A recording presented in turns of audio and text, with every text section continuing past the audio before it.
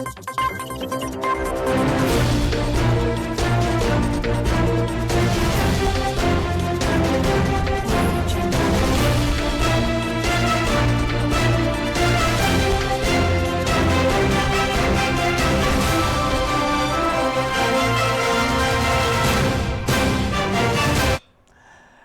99 news के शिल्पांचल की खबरों में आपका स्वागत है। मैं हूं तबरेज़ अनवर।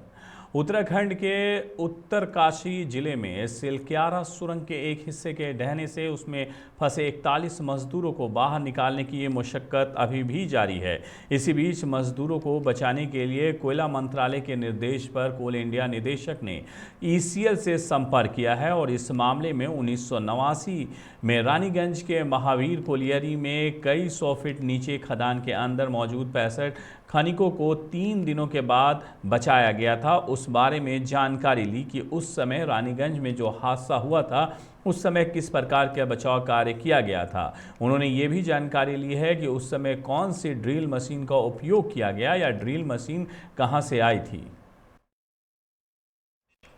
यात्रा कलाकारों की यात्रियों से भरी बस नेशनल हाईवे पर हादसे का शिकार हो गई।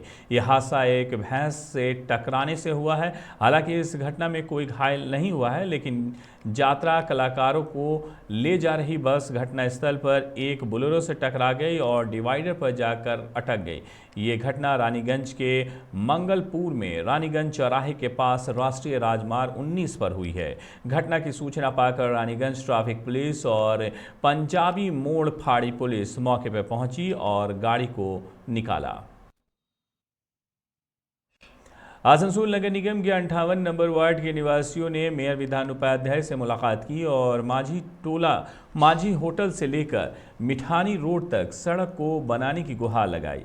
इस बारे में स्थानीय निवासी सैयद शाहिद अनवर ने बताया है कि धेमोमन कोलियरी के खड़मबाद क्षेत्र में इस रास्ते का ऐसा बुरा हाल है कि बीते 15 सालों से ही इससे पहले कभी भी उस सड़क का निर्माण नहीं किया गया है, जिससे इलाके के लोगों को काफ़ी परेशानी होती है। उन्होंने कहा है कि उनको लगा था कि दुर्गा पूजा के समय कम से कम इस सड़क का निर्माण कर दिया जाएगा, लेकिन कुछ भी नहीं किया गया। आसनसोल नगर निगम के MMIC गुरुदास चटर्जी ने आसनसोल के पोलो मैदान में चल रहे मरम्मत कार्य का जायजा लिया। उनके साथ कई अधिकारी भी उपस्थित थे।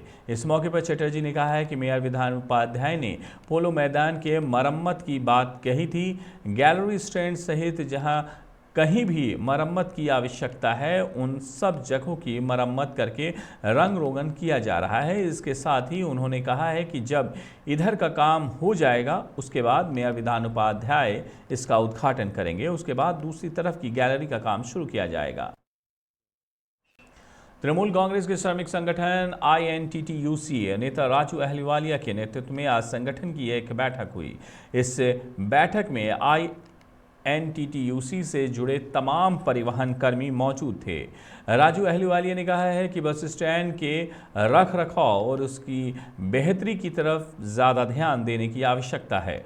आने वाले समय में बस स्टैंड को और बेहतर किया जाएगा। वहीं परिवहन कर्मियों को ये साफ तौर पर बता दिया गया है कि किसी को भी एक पैसा भी चंदा देने की ज़रूरत नहीं है। उन्होंने कहा है कि असीम मित्र ने नगर निगम का भी 18 लाख रुपए से ज़्यादा का गबन कर लिया था, लेकिन उन दोनों को बस स्टैंड परिसर से निकाल दिया गया है। कुल्टी के रांची ग्राम पार्टी कार्यालय में पूर्व मेयर जितेंद्र तिवारी ने छठ पूजा के दिन नदी में डूबकर मरने वाले अंकित को इंसाफ दिलाने को लेकर बैठक की। यहां अंकित मिश्रा के परिवार वालों को न्याय दिलाने की मांग को लेकर चर्चा हुई। इस संदर्भ में जितेंद्र तिवारी ने कहा है कि प्रशासन की लापरवाही से अंकित की मौत हुई है। उन्होंने आरोप लगाया है कि प्रशासन उस मामले को दबाने की कोशिश कर रहा था। उन्होंने साफ तौर पर कहा है कि जिला प्रशासक से उनकी मांग है कि उस दिन की घटना को लेकर पुलिस और स्वास्थ्य विभाग की भूमिका की जांच की जाए और पीड़ित परिवार को उचित मुआवजा दिया जाए। बाराबनी विधानसभा अंतर्गत पंचायत की तरफ से प्राणी संपद विकास विभाग द्वारा आज 6 बछड़े प्रदान किए गए। इस बारे में टीएमसी नेता अस्सी सिंह ने बताया है कि हर साल प्राणी संपद विकास विभाग की तरफ से यह कार्यक्रम किया जाता है जिससे कि लोगों को स्वावलंबी बनाया जा सके। आज 6 बछड़े प्रदान किए गए हैं। उसके साथ ही उन का इंश्योरेंस भी रहेगा। अगर 1 साल के अंदर इन बछड़ों को कुछ हो जाता है तो उनको रिफंड भी मिलेगा।